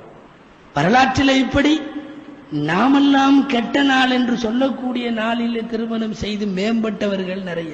கொஞ்சம் யோசிச்சு பார்க்கலாமே, சஃபர் மாசத்துல கல்யாணம் பண்ண எல்லாரும் கெட்டு போயிட்டாங்களா? நமக்கு அது தெரியுமா? அதையே இப்படி கேட்கலாமே, வேற மாசத்துல கல்யாணம் பண்ணவங்க எல்லாம் கரெக்டா தான் வாழ்ந்துட்டு இருக்காங்களா? அதுவும் தலகாயிடுதான் இருக்கு. ஷாபான்லயே கல்யாணம் வைங்க, ரஜப்ல வைங்க, துல்ஹஜ்ல வைங்க, நடக்கத்தான் செய்யுது. அடுத்த 6 மாசத்துல பிச்சுக்குது தலாக்குன்னு. சஃபரில திருமணம் செய்து உயர்வான வாழ்க்கை வாழ்பவர்களும் உண்டு. சஃபர் அல்லாத மாதத்தில் திருமணம் செய்து உறவுகள் முறிந்து போய்விடக்கூடியவைகளும் உண்டு. எனவே காலத்தை திட்டுவது அல்லாஹுவை திட்டுவது, ஒரு மாதத்தை, ஒரு நாளை, ஒரு வாரத்தை எதையேனும் திட்டுவது அது அல்லாஹுவை திட்டுவதாக இருக்கும். அதுல இந்த மாசத்தோட கடைசியில ஒரு புதன்கிழமை வருது, ஒடுக்கத்து புதன்னு பேர். நான் விரிவா உள்ள போக விரும்பல. அந்த தோதுவான மாசமா இருக்கிறதுனால அனாச்சாரம் என்று முதல்ல இந்த மாசத்தினுடைய அனாச்சாரத்தை சொல்லணும். அதுக்கு சில ஊர்ல பெருநாள்னு பேர் வச்சிருக்கான். ஒடுக்கத்து புதனை ஒடுக்கத்து பெருநாள். பெருநாள்ங்கிறது ஈதுக்கு சொல்ற வார்த்தை, அதை கொண்டு வந்து ஒடுக்கத்து பெருநாள் என்று வைக்கிறான். அன்னைக்கு ஒரு குளிப்பு ஒண்ணு குளிப்பாங்க, எண்ணெய் தேய்ச்சி குளிக்கிறது. எங்கேயாவது நம்ம சரீரத்துல எண்ணெய் தேய்ச்சி குளிக்கிறதெல்லாம் இருக்கா? எண்ணெய் தேய்ச்சி குளிக்கிறது, நெய்யை தேய்ச்சி குளிக்கிறது, பாலை ஊத்தி குளிக்கிறது, அந்த அபிஷேகம் எல்லாம் நம்மள்கிட்ட இல்ல. நிகழ்ச்சி ஒன்று எனக்கு நினைவுக்கு வருகிறது. கோயமுத்தூர்ல ஒரு இந்தாதுல் அரபிக் கல்லூரின்னு ஒரு கல்லூரி, அங்க அரபிக் கல்லூரியில மலர் போட்டாங்க, 25வது ஆண்டு மலர். அந்த மலர் வெளியீட்டு விழாவெல்லாம் நடந்துச்சு. புது கட்டு இன்னும் எல்லாத்துக்கும் கொடுக்கல, அப்படியே பண்டல் வந்திருக்கு. ஒரு 10 புஸ்தகம் மட்டும் எடுத்து மேடையில் இருக்கிறவங்களுக்கெல்லாம் ஆளுக்கு ஒரு புஸ்தகம் கொடுத்தாச்சு. கொடுத்து வெளியீட்டு விழாவெல்லாம் முடிஞ்சு. யாரும் இன்னும் புஸ்தகத்தை படிக்கல. ஒரு தலைவர் மட்டும் வீட்டுக்கு போனவர் நைட்டே படிச்சிட்டார். அந்த ஆள் நல்ல மனுஷன், மௌத்தா போயிட்டார், நாகூர் மீரா நாஜியார்னு சொல்லி. அவரு படிச்சு முடிச்சுட்டு காலையில வந்துட்டார் மதரசாவுக்கு. வந்து மதரசாவில் நாசிரத்திட்ட சொன்னாரு, நம்ம மலர் வெளியிட்டமே ரொம்ப பிரயோஜனமா இருந்தது. இதுவரை நான் கேள்விப்படாத விஷயம் எல்லாம் இருந்தது. என்னங்க கேள்விப்படாத விஷயம் எல்லாம் இருந்துச்சு, உங்களுக்கு தெரியாதா? நீங்க மதரசாவுக்கு தலைவர். இல்ல சிறுத்தை, நான் இத்தனை நாளா இந்த நெய்யூத்தி குளிக்கிறதெல்லாம் எனக்கு தெரியாது, அதுலதான் படிச்சேங்க. நெய்யூத்தி குளிக்கிறதா எனக்கும் தெரியாதியா? அப்படி ஒரு குளிப்பு மதரசாவுடைய முதல்வர் சொல்றாரு, எனக்கும் தெரியாது. கடைசியில விஷயம் என்னன்னா, நான் சுருக்கமா முடிச்சிடுறேன். நம்ம எல்லாம் கட்டுரை எல்லாம் எழுதி கொண்டு போய் கொடுத்தது ஒரு பிரஸ். இப்ப வரை கம்ப்யூட்டர் டிடிபி இல்ல, அந்த அச்சு கூக்குற அந்த இது அச்சு கோர்த்து கம்போசிங் பண்றது, அதை கொண்டு போய் கொடுத்த. உள்ள செக்ஷன்ல யாரோ ஒருத்தர் வேற்று சமயத்தை சார்ந்த ஒரு சகோதரன், அவன் வந்து குளிப்பின் சட்டங்கள்னு ஒரு கட்டுரை. அந்த குளிப்பின் சட்டங்கள் கட்டுரையில வரிசையா முதலில் கைகளை கழுவ வேண்டும், அசுத்தமான இடங்களை சுத்தப்படுத்த வேண்டும், இப்படி வந்துட்டு இருந்துச்சு. இடையில நிய்யத்து செய்ய வேண்டும், நிய்யத்து செய்து குளிக்க வேண்டும். அவனுக்கு புரியல, நிய்யத்து செய்து குளிக்க வேண்டும், அது அரபி வார்த்தை, நம்ம அப்படிதான் புலங்குறோம். நிய்யத்து இது ஏதோ கடவுளுக்கு குளிக்கிற ஒரு விசேஷமான குளிப்பு போல தெரியுதுன்னு அவன் நெய்யூத்தி குளிக்க வேண்டும்னு அடிச்சிட்டான். யாருப்பா பிரிண்ட் ஆகி வந்துருச்சு அரபி கல்லூரி. யார் அதை பூரா உட்காந்து பக்கம் பக்கமா பார்த்தோம், நம்ம யாரும் பார்க்கல. வெளியிட்டு முடிச்சாச்சு. நல்ல வேலை அந்த தலைவர் ஒரு ஆளு ராத்திரியே படிச்சு முடிச்சதுனால அது அவருக்கு என்ன தேவையோ குளிப்பின் சட்டங்களை எடுத்து கரெக்டா படிச்சுட்டார். அவர் படித்து முடித்து விட்டு வந்து காலையில சொல்லி உடனடியாக மாணவர்கள் ஆளுக்கு ஒரு சைக்கிள் எடுத்துட்டு போய் முதல் நாள் எத்தனை பேர் மேடையில உட்கார்ந்து அந்த புஸ்தகம் வாங்கினாங்களோ அவங்கள எல்லாம் போய் பார்த்து புஸ்தகத்தை கொண்டாயா இங்க பெரிய தப்பு நடந்துருச்சுன்னு சொல்லி வாங்கிட்டு வந்து எல்லாத்தையும் திருத்தி எதுக்கோ வந்துச்சு. நெய் ஊத்தி குடிக்கிறது. ஆக எண்ணெய் தேய்ச்சி குடிக்கிறது, நெய் ஊத்தி குடிக்கிறது, இதெல்லாம் எங்க நம்மள்கிட்ட இருக்கு? நன்கு நாம் புரிந்து கொள்ள வேண்டும். ஒடுக்கத்து புதன், சஃபர் மாதத்தினுடைய கடைசியில் இருக்கிற புதன் அன்னைக்கு உசுலு சிஹத்துன்னு சொல்லி ஒரு ஆரோக்கிய குளிப்புன்னு ஒரு குளிப்பு. அந்த குளிப்பை யூதர்கள் செய்கிறார்கள். யூதர்கள் சில முஸ்லிம்களுக்கு அது அவர்கள் ஊடுருவ செய்ததன் விளைவாக முஸ்லிம்களும் இன்றைக்கு செய்கிறார்கள். உலகத்திலேயே ஒடுக்கத்து புதன் அன்னைக்கு குளிக்கிறது யூத மதத்தை தவிர வேற யாரும் இல்லை. நாம் தெரிந்து கொள்ள வேண்டும், நாம் குளிக்கிற குளிப்பு எங்கே போய் இணைக்கப்படுகிறது என்பதை யோசியுங்கள். ஒரு சின்ன விஷயத்திலே கூட யூதர்களின் வழிபாட்டுகளோடு நம்முடைய வழிபாடு எங்கேயும் மோதி விடாதவாறு, ஒத்துப்போய் விடாதவாறு நபி ஸல்லல்லாஹு அலைஹி வஸல்லம் நிறைய ஹதீஸுகளை பார்த்து கொண்டிருக்கிறார்கள் என்கிற விரிவான செய்திகள் நீங்கள் கேள்விப்பட்டிருக்கலாம். ஆக யூத மதத்திற்கு ஒப்பான அந்த ஒடுக்கத்து புதன் என்பதற்கு இந்த மார்க்கத்தில் இது போன்ற அனாச்சாரங்களுக்கெல்லாம் வேலை இல்லை. இது பரவாயில்ல, குளிச்சுட்டு வீட்டுல இருந்துட்டா பிரச்சனை இல்லை. சாயந்தரம் வீட்டை பூட்டிட்டு கிளம்பிடுவாங்க. எங்காவது கார்டனுக்கு போறது, பச்சை புல்லு இருக்கிற இடத்துக்கு போறது. என்னன்னா வீட்டுல இருந்தா முசீபத்து இறங்கிடும். நான் அல்லாஹ் அவ்வளவு இழிச்சு வேணா, நீ வீட்டை பூட்டிட்டு போயிட்டேன்னா அடடா பெருசா திண்டுக்கல் போட்டிருக்கு இவனை விட்டுரு. அடிப்படை நம்பிக்கையே சரியில்லை என்றல்லவா அர்த்தம்.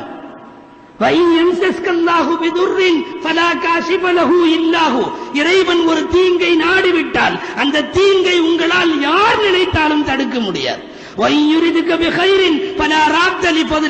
இறைவன் ஒரு நன்மையை உங்களுக்கு நாடிவிட்டால் அந்த நன்மையை உங்களுக்கு யாரும் தடுக்கவும் முடியாது. இது குர்ஆனுடைய வசனம், இது முஸ்லிமினுடைய நம்பிக்கை.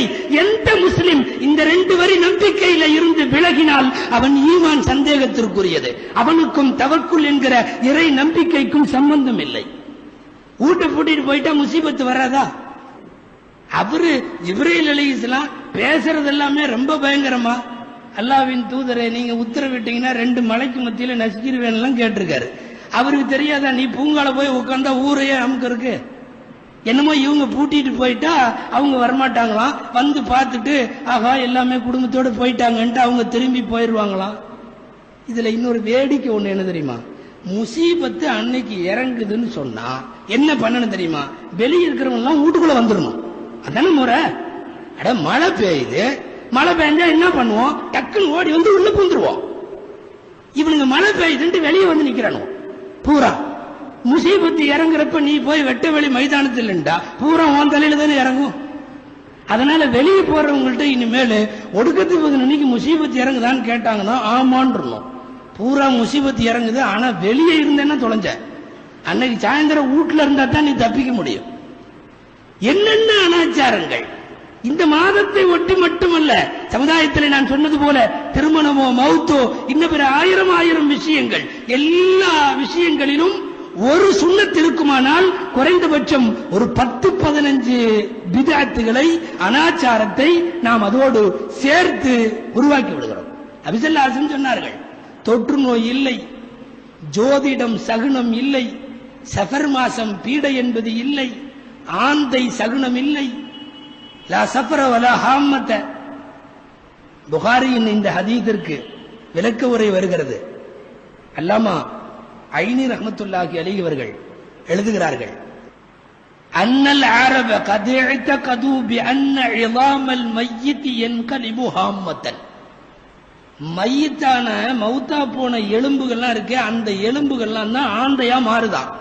அதனால ஆந்தை யார் வீட்டுக்கு முன்னாடி கத்துச்சுன்னா மவுத்தோட எலும்பு தானே ஆந்தையா இருக்கு, அதனால அந்த வீட்டுக்கும் மவுத்து வரும்னு அர்த்தம். ஆந்த சத்தத்தை கருதி கொண்டிருந்தார்கள். அப்படி இல்லை என்றார்கள் நபி ஸல்லல்லாஹு அலைஹி வஸல்லம். சஃபர் மாதம் பீடை அல்ல என்று சொன்னார்கள் நபி ஸல்லல்லாஹு அலைஹி வஸல்லம். ஜோதிடம் பார்க்காதே என்று சொன்னார்கள் ஸல்லல்லாஹு அலைஹி வஸல்லம். நீங்க எல்லாத்திலையும் ஜோதிடம், ஜாதகம், பெயர் ஜோதிடம், அது ஒரு ஆண்டவனே, அதுக்குள்ள போன ரொம்ப நேரம் ஆகும். பெயரியல் பேராசான்னு வச்சுக்கிட்டு அவனுக்கு பண்ற கூத்து, நல்லா இருக்கிற பேரை பூரா மாத்தி அது ஒரு ஜோதிடம் தனியாக நடக்கிறது. எங்கிருந்து வந்தது சகுனமும் ஜாதகமும்? மன் ரத்தத்துஹு தைரத்து அன் ஹாஜத்திஹி ஃபகத் அஷ்ரக. யாரையாவது தன் தேவையை நிறைவேற்ற போகிற ஒருவரை ஜோதிடம் போகாதவாறு தடுத்து நிறுத்துமானால் அவர் முஷ்ரிக்காகி விட்டார் என்றார்கள் ஸல்லல்லாஹு அலைஹி வஸல்லம்.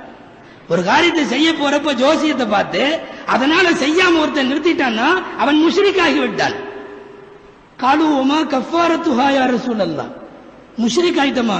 அப்ப ஜோதிடம் பார்த்து இப்படி ஏதாவது எங்களுக்கு நடந்திருந்தா எங்களுக்கு அப்ப அதுக்கு என்ன கஃபாரா? நாங்க அதுக்கு என்ன செய்யணும்? நாங்க திரும்ப முஸ்லிம் ஆகணுமே, அதுக்கு என்ன செய்யறது? கஃபாரத்துஹா அன் யகூல அல்லாஹும்ம லா கைர இல்லா கைருக வலா தொய்ர இல்லா தொய்ருக. யா அல்லாஹ், நீ கொடுத்தது மட்டும்தான் நல்லது, வேற எதுவும் நல்லது இல்ல. யா அல்லாஹ், நீ கொடுத்த சகுனம் மட்டும்தான் நல்ல சகுனம், வேற எந்த சகுனமும் ஜோதிடமும் உலகத்தில் இல்ல அப்படின்னு ஒருத்தர் சொல்லட்டும். அதுதான் அவனுக்கு குற்றத்திற்கு பரிகாரம். ஷிர்க் என்ற வார்த்தையை நபி ஸல்லல்லாஹு அலைஹி வஸல்லம் உபயோகித்தார்கள். தன்னுடைய மனைவியை பிந்துவாரத்தின் வழியாக புணர்ந்தவனும் ஜோதிடனிடத்திலே குறி கேட்பதற்காக வேண்டி வந்து அமர்ந்தவனும் ஃபகத் கஃபர பிமா உன்சில அலா முஹம்மதின் ஸல்லல்லாஹு அலைஹி வஸல்லத்தின் மீது இறக்கி வைக்கப்பட்ட வேதத்தை விட்டும் அவர்கள் காஃபிராகி விட்டார்கள். எவ்வளவு பெரிய குற்றமாக! ஃபகத் கஃபர பிமா உன்சில அலா முஹம்மதின், ரசூல் ஸல்லல்லாஹு அலைஹி வஸல்லத்துக்கு இறக்கி வைக்கப்பட்ட குர்ஆனை அவர்கள் மறுத்து விட்டார்கள். யாரு? ஜோதிடத்திற்கு குறி கேட்க வந்தவனும் தன் மனைவியை மார்க்கம் தடுத்திருக்கிற வழிகளிலே புனைந்தவனும். மிக கடுமையான அந்த வார்த்தைகள் இன்றைக்கு இருக்கிற சகுனத்தை, ஜோதிடத்தை, ஜாதகத்தை சாதாரணமாக நினைக்கக்கூடிய மக்களுக்கு புரிய வைக்க வேண்டிய கடமை சமுதாயத்தில் குறிப்பாக ஆண்களுக்கு உண்டு.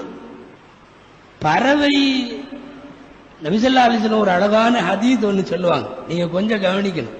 அந்த பக்கம் இந்த பக்கம் லேசா திரும்புறாங்க. நான் இப்ப முடிச்சிட போறேன், முடிவுக்கு என் உரை வந்து விட்டது. ஒரு ஹதீஸ் சொன்னாங்க, லவன்னக்கும் தத்தவக்கலூன அலல்லாஹி ஹக்க தவக்குலிஹி லருஸிக்தும் கமா துர்ஸகு தைரு தகுது ஹிமாசன் வ தரூஹு பிதானன். நீங்கள் அல்லாஹ்வின் மீது உண்மையான நம்பிக்கை வையுங்கள். எப்படி? அப்படி வச்சீங்கன்னா உங்களுக்கு ரிஸ்க் கொடுக்கப்படும். எது மாதிரி தெரியுமா? பறவை மாதிரி. என்ன? பறவை காலையில எழுந்து கையில எதுவும் இல்லாமல் வயிறு காலியாக போகிறது. போய் இறையெல்லாம் தேடி முடிச்சிட்டு மாலை திரும்பி வருகிற போது தரூஹு பிதானன், வயிறு நிறைந்து திரும்பி வருகிறது. இது ஒரு பறவையின் நிலை. காலையில் போகிற போது வயிறு காலி, திரும்ப வருகிற போது உணவு.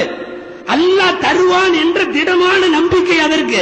இறைவனை தவிர வேறு யாரும் தர முடியாது என்கிற அழுத்தமான நம்பிக்கை அதற்கு.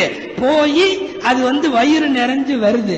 நீ அந்த மாதிரி இருப்பான்னு ஸல்லல்லாஹு சொன்னா, இவன் அந்த பறவையவே புடிச்சு கூண்டுல அடைச்சிட்டு ஜோசியன்ட்டான். அந்த அது ஸல்லல்லாஹு சொல்றாங்க, அதோட இயற்கை என்னன்னா காலையிலிருந்து இரவு வரை அபார நம்பிக்கை. அதை புடிச்சு கூண்டுக்குள்ள அடைச்சு ஒரு 10 சீட்டை கொடுத்து வாடாராஜா வாடாராஜான்னு கூப்பிட்டு ஒரு சீட்டை எடுக்க வச்சு அதிலே பழங்கதைகளை படித்து இன்றைக்கும் அமர்ந்து கிளி ஜோதிடம் கேட்கக்கூடியவர்களை என்னவென்று சொல்லுவது? ஜோதிடம் ஜாதகம் சாதாரண குற்றம் அல்ல. பொதுவா ஜோதிடம் மட்டுமல்ல, சஃபர் பீடை என்பது மட்டுமல்ல, திருமணத்தினுடைய மௌத்துகளுடைய அனாச்சாரங்கள் மட்டுமல்ல, இதையெல்லாம் ஆண்களை விட இந்த அனாச்சாரம் பெண்கள் இருந்தா அதிகமா வரும். அனாச்சாரத்தினுடைய ஊற்றே அங்கிருந்தா வருது. இங்க பெண்களுக்கு தனி இல்ல இருக்காங்களா? ஆஹா, சொல்லலாம், தப்பில்லை. நிறைய அவர்கள் அனாச்சாரங்களை உற்பத்தி செய்கிறார்கள் என்றே சொல்லலாம். பூனை குறுக்கு போறது, பள்ளி சத்தம் போடுறது, என்னமோ உள்ளங்கை அரிக்கிறது. உள்ளங்கை அரிச்சா காசு கிடைக்குமா? உடம்பு பூரா அரிச்சாலும் காசு கிடைக்க மாட்டேங்குது. எங்க காசு கிடைக்கிறது? பூனை குறுக்க போகுதான். பூனை குறுக்க போயிட்டா முசீபத்தான். பூனை பாலை மட்டும் திருடுது. பூனையை விட எல்லாத்தையும் திருடிட்டு இருக்கிற எத்தனையோ பேர் முன்னால போறான். அதையெல்லாம் நாம சகனமாக கருதுகிறோமா? நூற்றுக்கணக்கான பெண்கள் உருவாக்கி வைத்திருக்கிற அவர்களுடைய இது அனாச்சாரங்கள் நிறைய, என்னென்னமோ அனாச்சாரங்கள். மார்க்கத்தில் அறிவார்ந்த கேள்விகளே கேட்க மாட்டாங்க. பொம்பளைகள் இருந்து நீங்க ஏதாவது அஜர்த்மார்கள்லாம் வந்திருக்காங்க, ஆலிம்கள்லாம் ஏதாவது மசாயில் கேட்டனா கேளுங்கன்னா, ஏதாவது மார்க்கம் வலியுறுத்துகிற நல்ல மசாயில் ஏதாவது கேட்பாங்கன்னு நினைக்கிறீங்களா? அதெல்லாம் கேட்க மாட்டாங்க. ஹஜரத் அஸ்ஸலாமு அலைக்கும், நாங்க 5 வயசுல எங்க பையனுக்கு அவன் உயரத்துக்கு ரொட்டி சுட்டு கொடுக்கறதுன்னு நேர்ச்சி பண்ணியிருந்தோம். அப்ப செய்ய முடியாம போயிருச்சு. இப்ப அவன் 10 வயசு ஆயிட்டான். அவனுக்கு அந்த உயரத்துல கொடுக்கணுமா இல்ல இப்ப இருக்கிற உயரத்துல கொடுக்கணுமா? இல்ல, நான் ஒரு சாம்பிளுக்கு சொல்றேன். இந்த மாதிரி கேள்விகள் தான் அங்கிருந்து வருகிறது. அவர்களுக்கு தேவையான சட்டங்கள் எத்தனையோ அதெல்லாம் கேட்கல. இதுக்கு எந்த கிதாபை பார்த்து பதில் சொல்றது? அந்த உயரமா இல்ல 5 வயசோட உயரமா? முதல்ல இந்த உயரம் வரை ரொட்டிங்கிறது எங்கிருந்து வருது? நூற்றுக்கணக்கான அனாச்சாரங்களின் உருவகங்கள் அங்க அவங்கள்ட்ட. எதையாவது கொஞ்சம் சொன்னோம்னா இவர் சரியா ஓதல அப்படின்ற முடிவுக்கு வருவாங்களே ஒழிய அது அனாச்சாரம்ன்ற முடிவுக்கு வரமாட்டாங்க. உண்மை, பல ஊர்கள்ல அந்த ஒடுக்கத்து புதனன்றைக்கு மாவிலையில எழுதி கரைச்சு குடிப்பாங்க. குடிச்சிட்டா 1 வருஷத்துக்கு அதான் டானிக்கு, ஒன்னும் வராது, எதுவும் வராது அவருக்கு. அந்த மாதிரி அந்த எழுத கொண்டு போய் ஒரு ஊர்ல அரபிக் கல்லூரி முதல்வர்கிட்ட கொண்டு போய் கொடுத்து, அவர் இது என்னன்னே தெரியாதுமான உன்ன சரியா ஓதல போல தெரியுது. யாரு அவர்? மௌலவிகளுக்கெல்லாம் உஸ்தாது. சரியா ஓதல போல தெரியுது. இதே நிலைதான் இவர்கள் பிடித்து வைத்திருக்கிற விதாத்துகள், அனாச்சாரங்கள். அது யாராவது ஒத்து போகல, தெரியல, உடன்படலன்னா அவர்களுக்கு சட்டம் தெரியவில்லை என்று அர்த்தமே ஒழிய நாம் செய்வது அனாச்சாரம் என்று அர்த்தம் அல்ல. என்னென்ன உருவாக்கி வச்சிருக்காங்க. திருநெல்வேலி பக்கம் போய் பார்த்தா அங்க ஒவ்வொரு விதத்துல ஒவ்வொரு மாதிரி இருக்கு. கோழியா இருக்கிறப்போ, ஆடு இருக்கிறப்போ என்ன சொல்லுவோம்? பிஸ்மில்லாஹி அல்லாஹு அக்பர் அப்படின்னு அறுப்போம். இது நமக்கெல்லாம் தெரியும். இந்த முட்டை உடைக்கிறதுக்கு துவா இருக்கு தெரியுமா? நம்மளுக்கெல்லாம் தெரியாது, கிதாபுல எல்லாம் இல்ல. அங்க போனா அந்த அம்மா மாதிரி சொல்லி தர்றாங்க, முட்டை உடைக்கிறதுக்கு துவா இருக்கு. நீங்க என்னத்தை ஓதுனீங்க?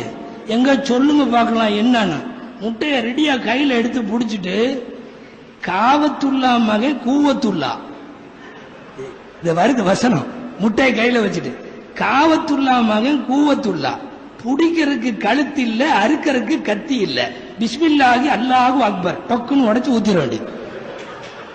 என்னங்க, கூவத்துல்லா மகன் காவத்துல்லா, புடிக்கிறதுக்கு கழுத்து இல்ல, அறுக்கிறதுக்கு கத்தி இல்ல, பிஸ்மில்லாஹி அல்லாஹு அக்பர். இந்த துவாவை எந்த காசியாவது சொல்லிட முடியுமா? இல்ல எந்த ஆலிம் கிதாபுல பாத்திர முடியுமா? இது எங்கிருந்தோ வருகிறது, அப்படியே வரிசையா வருது. இதனுடைய தொடரை போய் பிடிப்பது பெரிய சிரமம். முஹத்திஸீன்களுடைய தொடரை கூட பிடித்து விடலாம். எங்கிருந்தோ அப்படியே வருகிறது. அப்ப நிறைய அனாச்சாரங்களினுடைய துவக்க மையங்களாக அவர்கள் தான் இருக்கிறார்கள். அங்க முதலில் அனாச்சாரத்தை ஒரு சீர்திருத்தத்திற்கு கொண்டு வராத வரையிலும் அனாச்சாரத்தை நாம் முற்றிலுமாக ஒழித்து விடவே முடியாது. ஏராளமான அனாச்சாரங்களுக்கு மர்க்கஸ் என்றால் அங்கிருந்து தான் வருகிறது. எத்தனை எத்தனை நெகம் வெட்டினால் நெகத்தை நாம என்ன பண்ணுவோம்?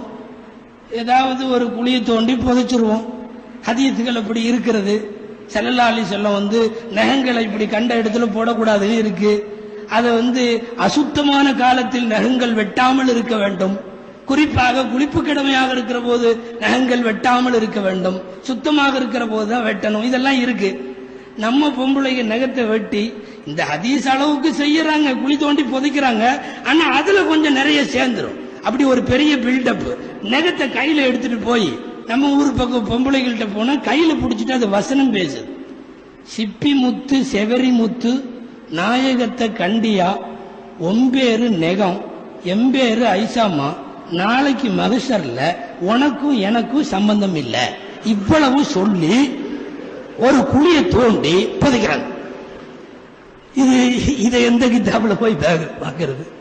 சிப்பி முத்து செவரி முத்து நாயகத்தை கண்டியா, நாயகத்துக்கு சலாம் சொல்லி விடுது. யார்கிட்ட? நகத்துட்ட. சங்க இலக்கியங்கள்ல எல்லாம் மான் விடு தூது மயில் விடு தூதுமா, இது நகம் விடு தூது. நகம் விடு தூது எடுத்துட்டு நாயகத்துக்கு சொல்லி அனுப்பிச்சுட்டு, ஒம்பேர் நெகம் எம்பேர் ஐசாமா, நாளை மகசர்ல உனக்கும் எனக்கும் சம்பந்தம் இல்லை, நீ தயவு செய்து அல்லாட்ட என்னை போட்டு கொடுத்துறாதுன்னு அர்த்தம். இது நிறைய இப்படி மசாயில்கள் அங்க தோண்டனா வந்துகிட்டே இருக்கும் பெண்கள்கிட்ட. நாம் கேள்விப்படாதது எந்த உலமாக்களும் கேள்விப்படாதது, எந்த கிதாபுகளிலும் இல்லாதது. அப்போ அனாச்சாரங்கள் அங்கே சீர்திருத்தப்படாத வரை நாம பொதுவா அனாச்சாரங்களை ஒழித்து விடலாம் என்று நினைப்பது முடியாது. பெண்களை முதலில் இதுதான் மார்க்கம், இந்த கோட்டிற்கு மேல் போவதற்கு உனக்கு அனுமதி இல்லை என்ற ஒரு வரையறைக்குள் பெண்களை கொண்டு வந்து விட்டால் நிச்சயமாக இந்த அனாச்சாரங்களை நாம் ஒரு கட்டுப்படுத்தி விட முடியும். அதோடு ஆண்கள்கிட்ட உள்ள பெரிய அனாச்சாரம் இருக்குல்ல, ஜோசியம், ஜாதகம், பேர் பொருத்தம் பார்க்கறது. இப்ப இதுதான் அதிகமா பார்க்கறான். பேர் பொண்ணு இல்ல, பேர் அப்படி இருக்கும்.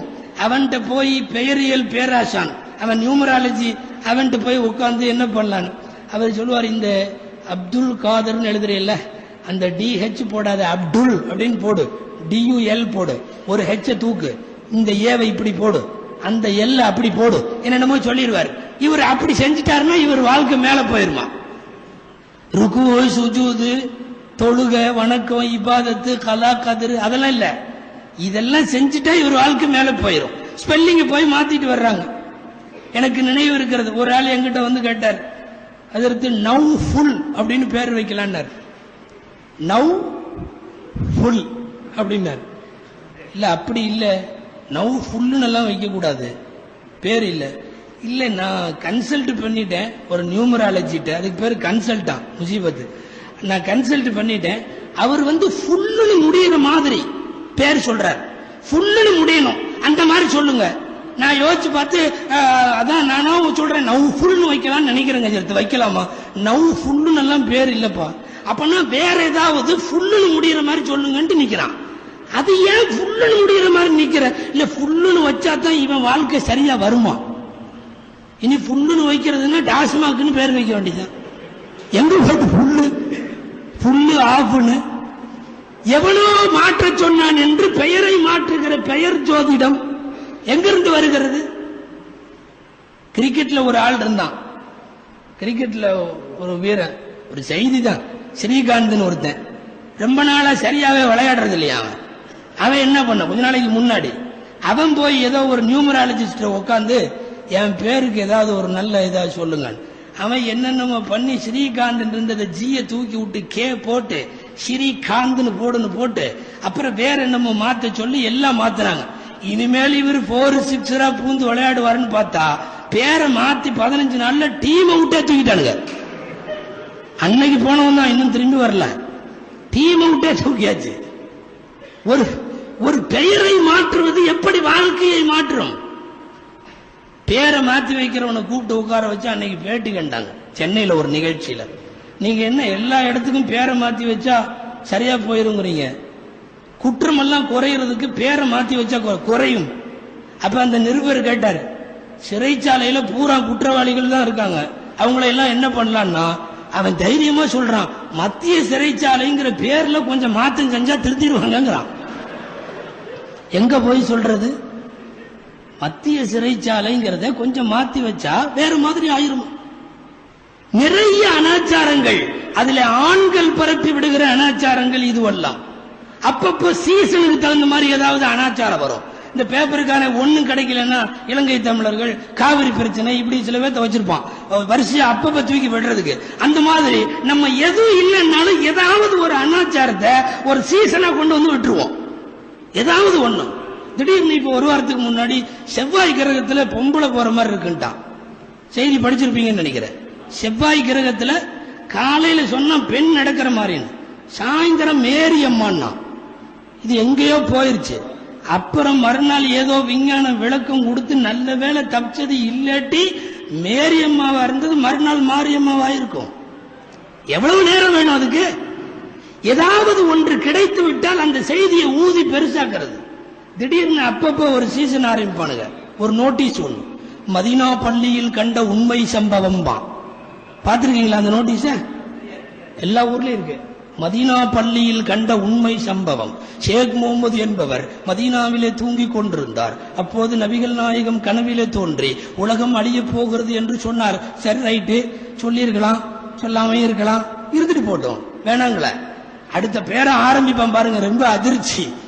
இந்த நோட்டீஸை ஒருவர் 1000 காப்பி அச்சடித்து கொடுத்ததால் லாட்டரியில 1 லட்சம் விழுந்தது. எப்படியா உழுகும்?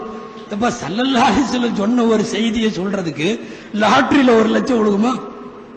இது கூட பரவாயில்ல. அடுத்த அதிர்ச்சி, இந்த நோட்டீஸை உதாசீனப்படுத்தி கிழித்து எரிந்த ஒருவர் கார் விபத்திலே அங்கேயே போய்விட்டார்மா.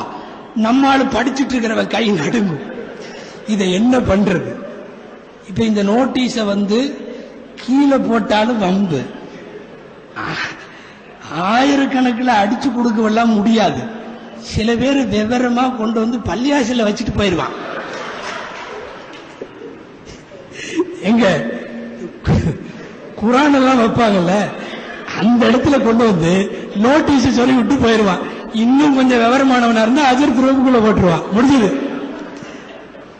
மதீனா பள்ளியில் நடந்த உண்மை சம்பவம் மாதிரி இதை கிழிச்சா உனக்கு ஏதாவது ஆயிரும்னா இவருக்கு ஆட்டம் வந்துடும். அல்லாஹ் நினைத்தாலே தவிர உனக்கு ஒண்ணும் வரவும் முடியாது, உன்னை விட்டு போகவும் முடியாது. அபூ மஸ்ஊத் என்கிற சஹாபிக்கு நபி ஸல்லல்லாஹு அலைஹி வஸல்லம் சொன்ன அந்த செய்தியோடு நான் முடிக்கிறேன். அபூ மஸ்ஊத் ரலியல்லாஹு அன்ஹுவை பார்த்து சொன்னார்கள், முத்தாய்ப்பான நாம் என்றைக்கும் இந்த உம்மத்தை நினைவில் வைத்துக் கொள்ளக்கூடிய ஒரு ஹதீஸ், வஅலம் அன்னல் உம்மத்த இதா ஜ்தமஉ அலா அன் யன்ஃபஉக பிஷைஇன் லம் யன்ஃபஉக். இந்த உம்மத்து ஒன்று சேர்ந்து, அத்தனை பேரும், லட்சம் பேர், கோடி பேர் சேர்ந்து உனக்கு ஏதாவது ஒரு நன்மையை தர அவர்கள் நாடினால் அல்லாஹ் நாடாமல் அவர்களால் முடியாது. வலபிஸ்தமஉ அலா அன் யதுர்ருக பிஷைஇன் லம் யதுர்ருக். அதே போல உனக்கு தீங்கு தருவதற்கு அவர்கள் நாடினாலும், இந்த உம்மத்தே சேர்ந்து நாடினாலும் தர முடியாது. இதுதான் ஒரு முஸ்லிமுடைய நம்பிக்கை. இந்த நம்பிக்கை அடித்தளம் நம்மிடத்தில் ஆழமாக இருந்தால், ஜோதிடமோ ஜாதகமோ மேகம் பார்த்து சூரியன் பார்த்து சந்திரன் பார்த்து சஃபர் மாதமோ வேறு மாதமோ எந்த காலத்தை வைத்துக் கொண்டிருக்கிற அந்த அனாச்சாரங்களோ, சமூக ரீதியாக பரவி கிடக்கிற அனாச்சாரங்களோ வரவே வராது. எல்லாம் வல்ல அல்லாஹு ஜல்ல சுப்ஹானஹு வ தஆலா மார்க்கம் எதுவரை நமக்கு கோடு போட்டு சட்டங்கள் என்று வகுத்து தந்திருக்கிறதோ அந்த சட்டங்களை மாத்திரம் பின்பற்றி அனாச்சாரங்களை அப்புறப்படுத்தி வாழுகிற நன்மக்களாக அல்லாஹ் நம் அனைவர்களையும் ஆக்கி அருள் புரிவானாக. ஆமீன் ஆமீன். இந்த வாய்ப்பை ஏற்பாடு செய்திருந்த சேலம் மாநகர ஜமாஅத்துல் உலமா அவருக்கு மீண்டும் ஒரு முறை நன்றி கூறி விடைபெறுகிறேன். வாஹிரு தஅவானா அல்ஹம்துலில்லாஹி ரப்பில் ஆலமீன்.